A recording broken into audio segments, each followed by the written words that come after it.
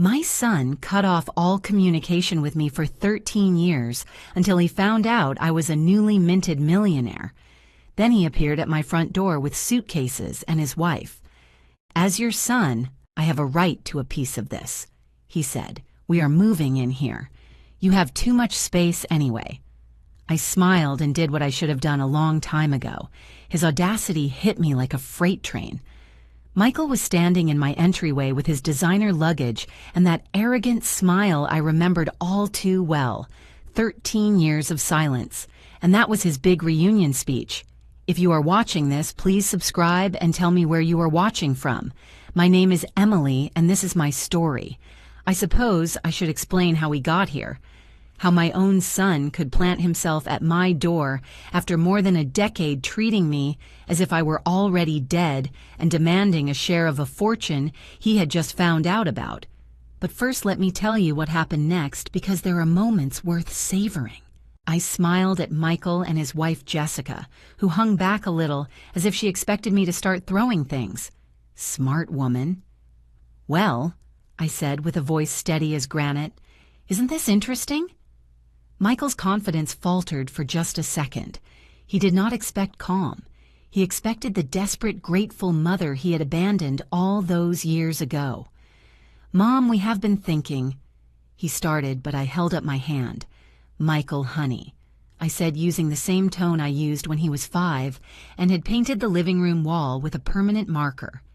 "Before you say another word, there is something you should know about your mother." I paused, watching his face carefully. In 13 years, I have learned a lot about people, especially about family, that only shows up when there is money involved. Jessica finally stepped forward with a smile as fake as her designer handbag. "Emily, we know there has been distance, but family is family, right? We want to rebuild our relationship." "Rebuild?" I laughed. And it felt good. Really good. "Honey, you cannot rebuild something that was deliberately demolished." I looked at the two of them, those vultures circling what they thought was easy prey. "But please come in. Let's talk about relationships. Let's talk about rights. Let's talk about exactly what you think you deserve from me." As they pushed their suitcases past me into the foyer, I caught Michael's reflection in the hall mirror. For just a moment, he looked unsure. Good. Because what he was about to learn would rip that arrogance out by the roots. The real question was not if I was going to let them stay. The real question was if they would want to leave once they understood exactly who they were dealing with. "This place is smaller than I expected," Jessica announced with eyes already calculating square footage and resale value. She had that look some women get when they mentally redecorate someone else's house. Michael was doing the same thing, only he was evaluating everything as if he were already planning the estate sale. If these two thought they were dealing with the same broken woman who had begged for crumbs of their attention 13 years ago, they were in for a surprise that would curl every hair on their perfectly groomed heads. I led them into the living room, the same room where Michael had delivered his final blow so many years before. "Sit down," I said, pointing to the sofa. "Let's catch up." The irony did not escape me that this was probably the first time in his adult life that Michael followed an instruction of mine. "We heard about your good fortune," Jessica began, clearly the designated spokesperson for this little expedition. "Michael has been worried about you, right, honey?" Michael nodded with the enthusiasm of a man who had rehearsed this speech in front of the mirror. "Yes, Mom. When I heard about the lottery, I thought you shouldn't handle all that money alone. It is dangerous. People could take advantage." I almost choked on my coffee. "Take advantage?" I repeated slowly. "You mean like showing up uninvited after 13 years of silence, demanding a place to live and access to money you did not help earn?" "That is not what this is," Michael said quickly, but his eyes shifted away from mine. "This is about family responsibility, about making sure you are protected." "Protected?" I set my cup down with deliberate care. "Michael, the last time we spoke, you told me I was an embarrassment to your new life. You said successful people do not drag their baggage around and that I was your baggage. Those were your exact words. The color drained from his face. Jessica's fake smile flickered like a light bulb about to burn out. That was different. He mumbled, I was young. I was stressed about the business. You were 32 years old, I interrupted him. Old enough to know that words have consequences. Old enough to understand that some doors once closed do not open automatically just because circumstances change.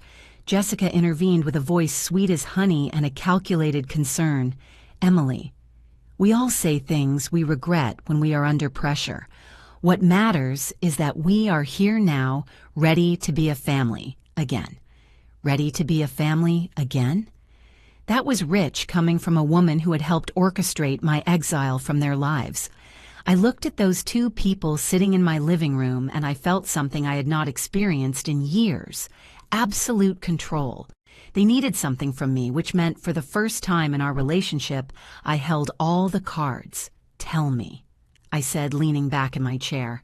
Exactly how much of my good fortune do you think belongs to you?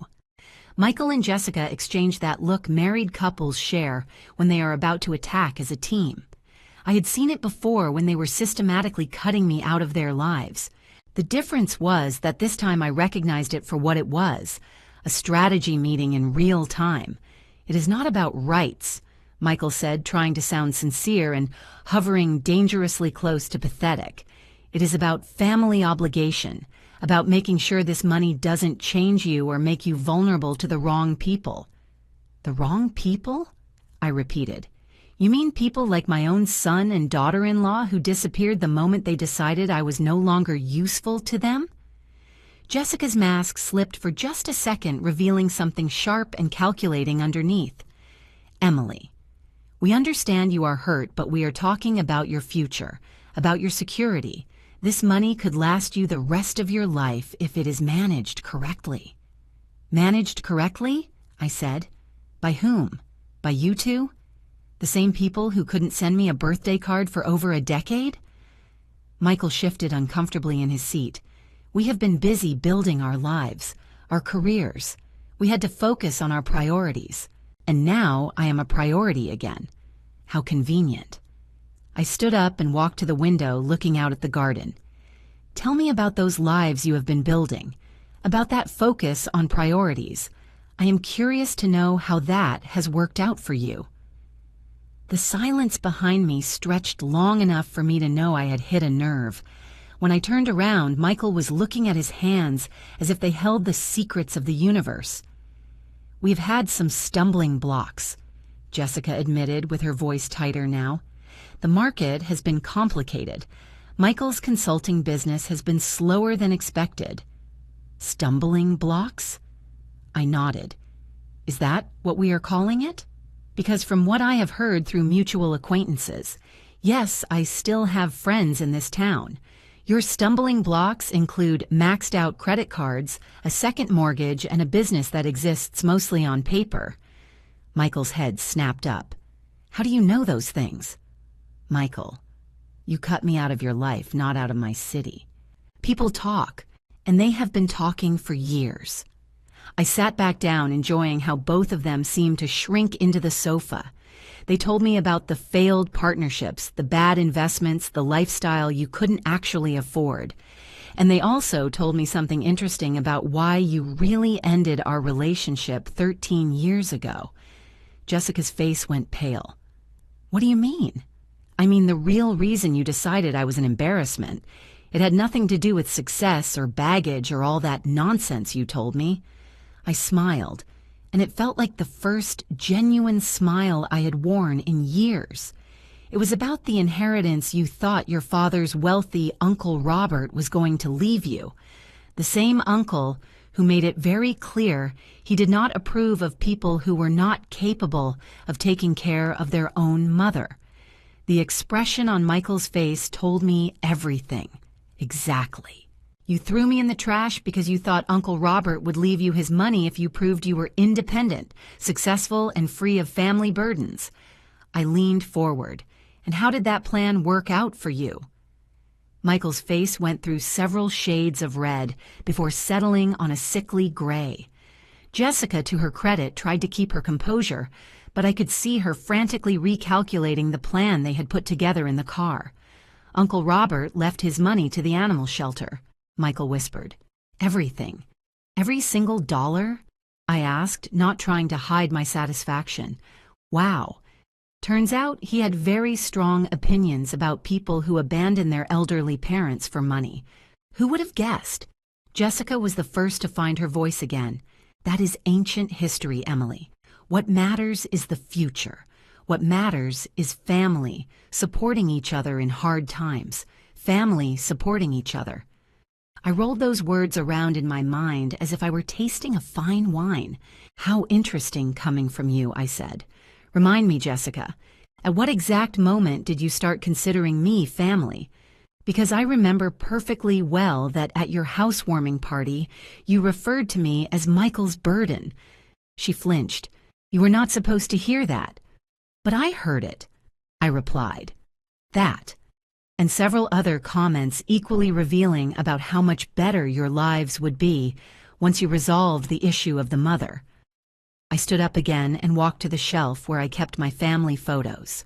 All of them were from before Michael's marriage.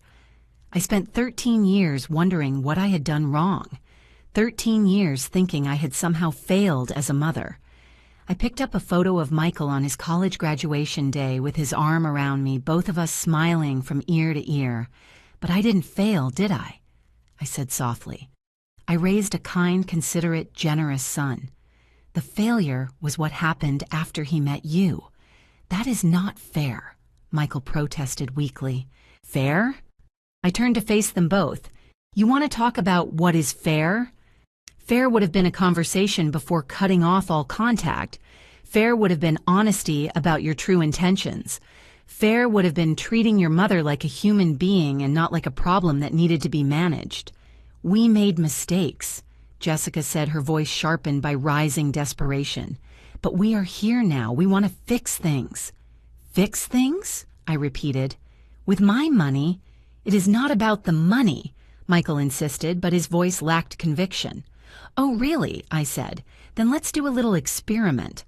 I walked to my bag and pulled out my checkbook. Let's say I write you a check right now for $50,000. A generous gift to help you with those stumbling blocks you mentioned. Would you take it and leave? Their eyes lit up like Christmas morning. The answer was written on their faces even before Michael opened his mouth. We couldn't accept such a large amount. He said, even though he was already spending it mentally, maybe we could come to some kind of agreement. A loan? A loan? I repeated. Sure. And I suppose you would want to discuss the terms of that loan while you live in my house, eat my food, and enjoy my hospitality. Well, we are family, Jessica said, as if that explained everything. Yes, I nodded. We are family. And that is precisely why what comes next is going to hurt so much. I snapped the checkbook shut with a sharp crack. Michael and Jessica flinched. I realized they had been holding their breath, hoping I would start writing. The thing about family, I said, settling into my chair like a queen on her throne, is that it works both ways. Loyalty, support, love, they are not one-way streets you can travel only when it suits you. Mom, we know we haven't been perfect, Michael started. Perfect? I laughed, and the sound came out sharp enough to cut glass. Michael, perfect would have been calling me on Mother's Day. Perfect would have been including me in your lives instead of hiding me like a shameful secret. What you did was not imperfection. It was calculated cruelty. Jessica leaned forward on the sofa with desperation now showing plainly. Emily, we are willing to admit our mistakes. We want to build a better relationship from now on. Build a better relationship? I repeated thoughtfully. Starting when? Starting from the moment you found out I won the lottery? What a remarkable coincidence that your desire for family reconciliation emerged exactly at the same time my financial situation changed.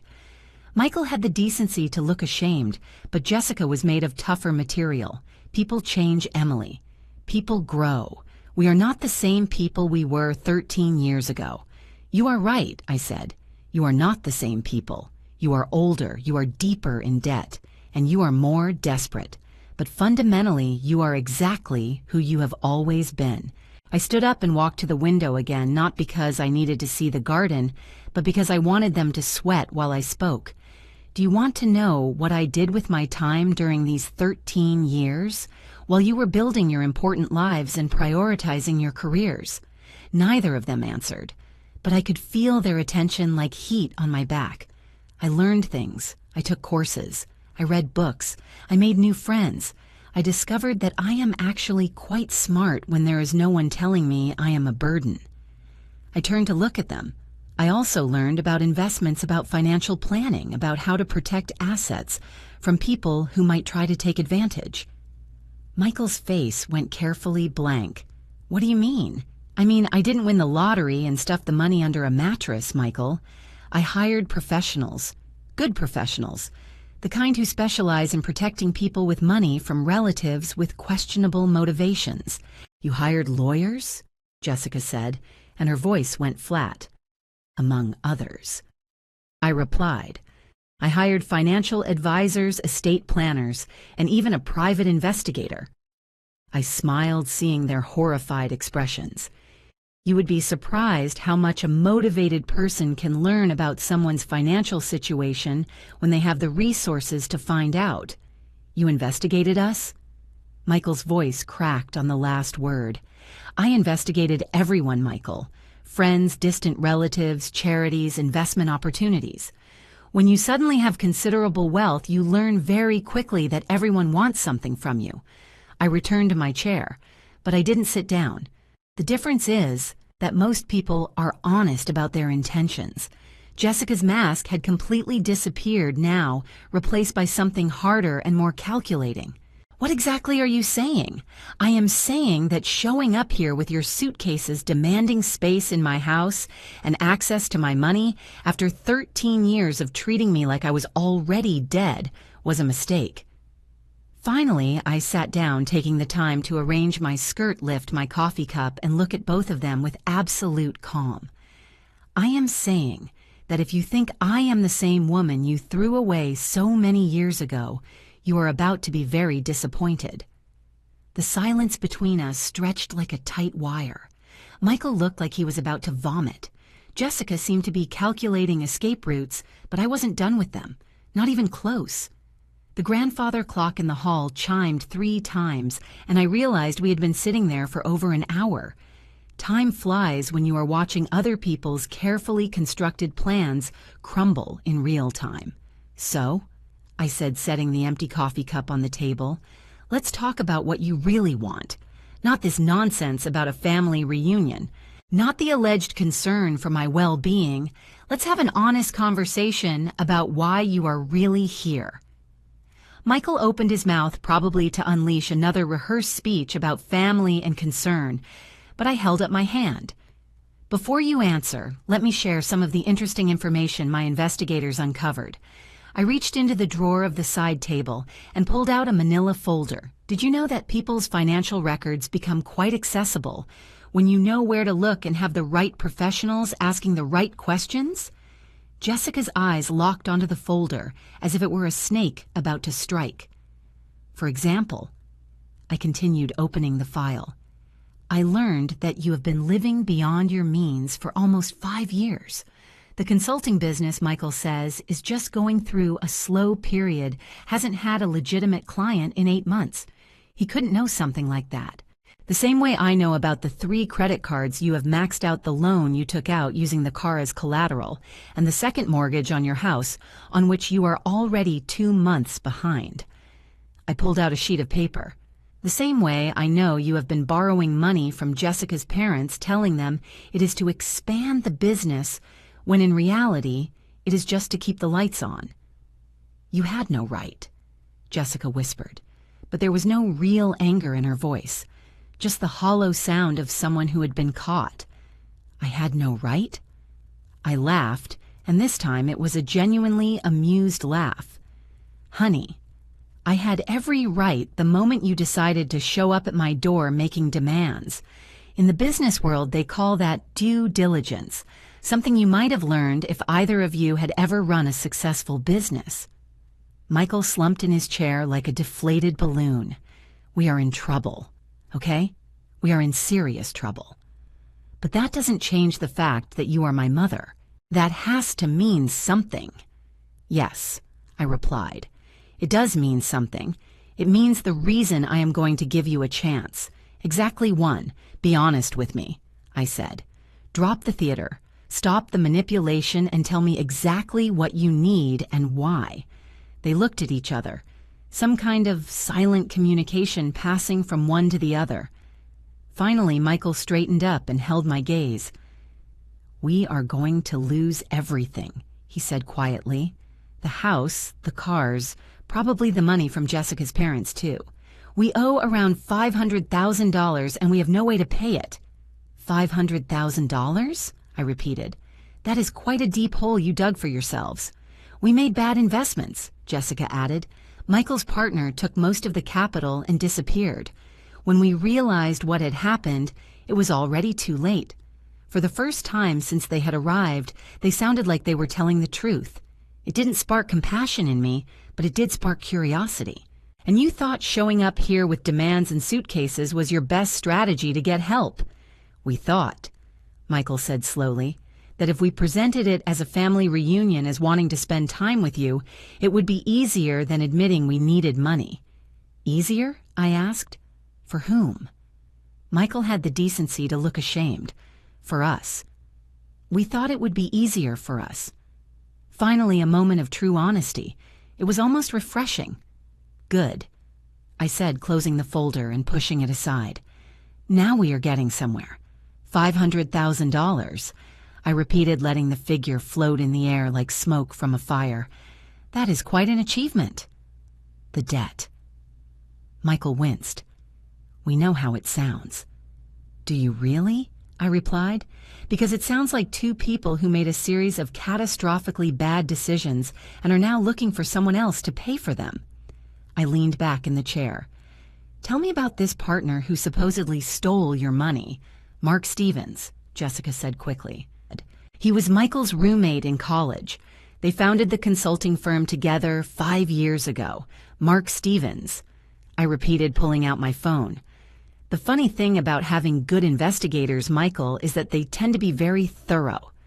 I slid my finger across my notes. Mark Stevens didn't steal anything. Mark Stevens discovered that his partner was siphoning money from the company for personal expenses and gambling debts. He reported him to the authorities and dissolved the partnership to protect himself. The silence in my living room was so absolute I could hear the hum of the refrigerator in the kitchen. That is not what happened, Michael said weakly. No, because according to the investigation file, yes, there is an open file under investigation for corporate fraud for the last 8 months. The prosecutor's office hasn't decided yet if they are going to press charges. Jessica's face took on the color of old paper. How do you know all that? The same way I know you told your parents Michael has a rare disease that requires expensive treatments. The same way I know you borrowed $50,000 from 3 different relatives, using 3 different stories. I set the phone down carefully on the table. You are not just broke. What you did was a scam. We are not criminals, Michael protested. But his voice lacked conviction. Oh no, I said. What would you call lying to your family saying you have a serious illness to get money? What would you call stealing from your own company? What would you call showing up here after 13 years with a sob story designed to manipulate me into supporting your fraudulent lifestyle? For the first time since they arrived, I saw real fear in their eyes. Authentic fear is honest. We never wanted it to go this far, Jessica whispered. But it did go this far, I replied. And now you are here in my house asking me to bail you out of the consequences of your own decisions. I stood up and walked to the window again. This is what happens now. I felt both of them holding their breath behind me, waiting for the ultimatum I was about to give. The afternoon sun was coming through the kitchen window, illuminating dust motes floating in the air. Such a peaceful scene for such an explosive moment. "You are going to pick up your suitcases," I said, without turning around, "and you are going to leave my house. But before you do, we are going to have a conversation about honesty and consequences. Mom, please." Michael started. I haven't finished. I turned to face them, and I could see they were both on the verge of panic. You see, the interesting thing about hiring investigators is that you learn all kinds of unexpected information. For example, I discovered that I wasn't the only family member you cut off 13 years ago, so you leave here empty-handed, I said. "And I will make sure your entire family knows exactly why. Every relative you asked to borrow money from, every friend you lied to, every person you scammed, will receive a detailed report of who you really are." "You wouldn't do that?" Michael whispered. "Try me," I replied. "I have had 13 years to think about what I would do if I ever had the chance to teach you about consequences. Do not test my resolve now." The clock struck 4 times. They had been here 2 hours, and I could see the exact moment they realized their plan had gone spectacularly wrong. "We need time to think about it," Jessica said finally. I didn't answer. "What you need is to choose. You can accept my offer and start rebuilding your lives the hard way, or you can keep looking for easy money and shortcuts, but you cannot do both. And you cannot do either in my house." Michael looked ready to cry. After all these years, after all the pain he had caused, he looked like a lost child. For an instant, I almost felt sorry for him. Almost. "There is one more thing," I said just as they started to get up to leave. "Something I think you should know before you make your decision." I walked to my desk and pulled out a sealed envelope. The return address was from a law firm downtown, and it was dated 3 weeks ago. It arrived right after the news that I had won the lottery started circulating around the city. I held the envelope as if it contained dynamite. "It is from a lawyer representing someone who has been looking for you for quite some time." The color drained from both of their faces at the same time. "Who?" Jessica whispered. "Mark Stevens." I opened the envelope and pulled out the letter. "You remember him, right? Your former business partner. The same one you said stole company money from you." Michael's hands started to shake. "What does he want?" "He wants his money back. The $50,000 you took from the company account before dissolving the partnership. The money whose absence he discovered only after his accountant did a full audit, following the accusations you launched against him." "That wasn't how it was," Michael said, but his voice was barely audible. "No?" "Because according to this letter, Mark Stevens has been collaborating with the prosecutor's office to build a case against you. He's been waiting to see if you would come forward voluntarily to make restitution." I folded the letter carefully. "He found out I won the lottery and thought maybe that would motivate you to do the right thing." Jessica gripped the arm of the sofa so hard her knuckles turned white. "What does that mean?" "It means Mark Stevens is offering you the same choice I am. You can make full restitution and take responsibility for what you did, or he can move forward with pressing criminal charges." I put the letter back in the envelope. "The only difference is that his deadline expires tomorrow." "Tomorrow?" Michael's voice cracked. "Tomorrow? He gave you until 5 in the afternoon to contact his lawyer and arrange payment." I looked at both of them, watching the last shred of their composure crumble. "So, as you see, my offer is not just about family reconciliation or teaching you lessons about consequences. It is about keeping you out of jail." The silence that followed was deafening. I could almost hear their minds working, calculating, searching for some angle they hadn't considered. "You planned all this," Jessica said at last. "Have you been in contact with Mark Stevens?" "Yes," I admitted. "He got in touch with me the day after my lottery win was announced in the paper. He wanted to know if I was aware of what my son had been doing and if I would be willing to help clean up his mess." "And what did you tell him?" "I told him That depended entirely on whether my son was willing to take responsibility for his actions. I stood up and walked to the shelf where I took that old photo of Michael on his college graduation day. Mark Stevens is a good man, Michael. He didn't deserve what you did to him. Neither did your Aunt Sarah, nor Jessica's parents, nor any of the other people you hurt. Michael was already crying with tears running down his face. I never wanted it to go this far. But it did go this far, I replied. And now you have to decide what kind of person you want to be from here on out. I put the photo back in its place and turned to look at both of them.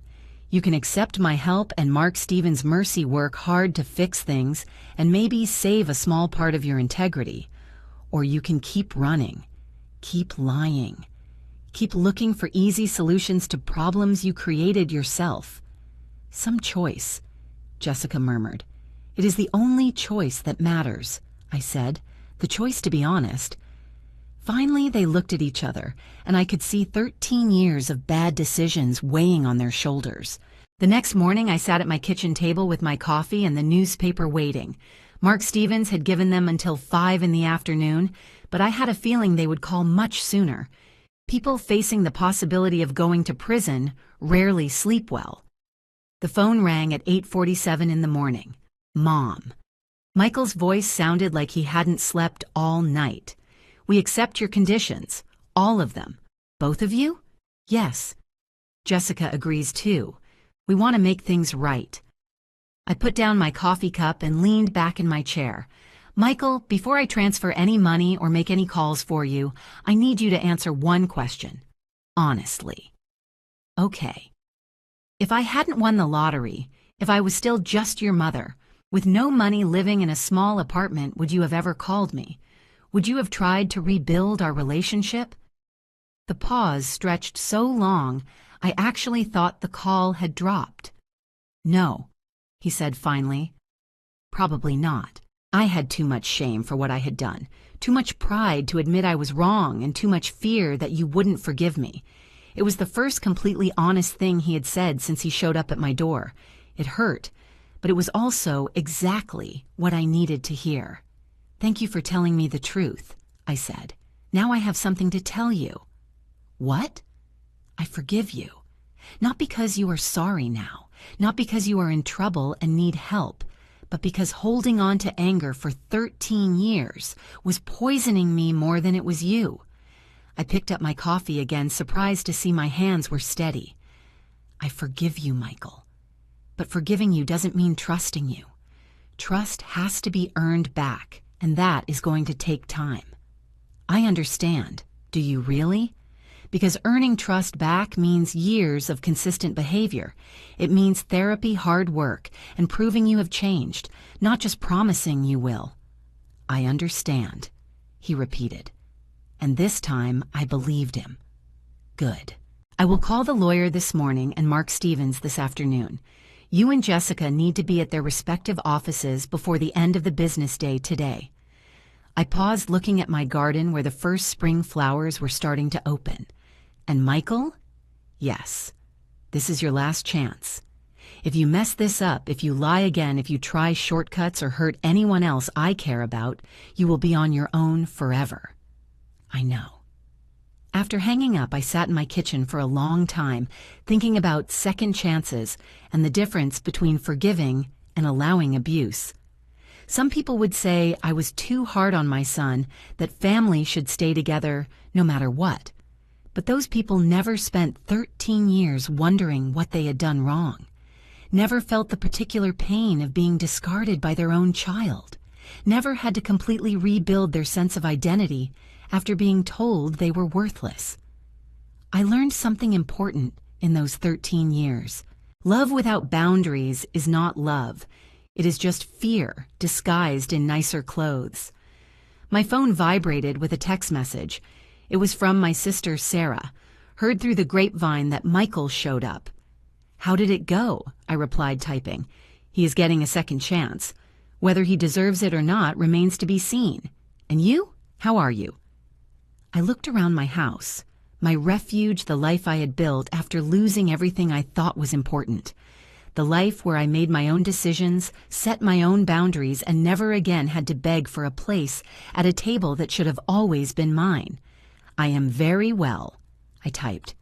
Better than well. I am free. 2 years later, Michael would finish paying back every last dollar of what he had stolen.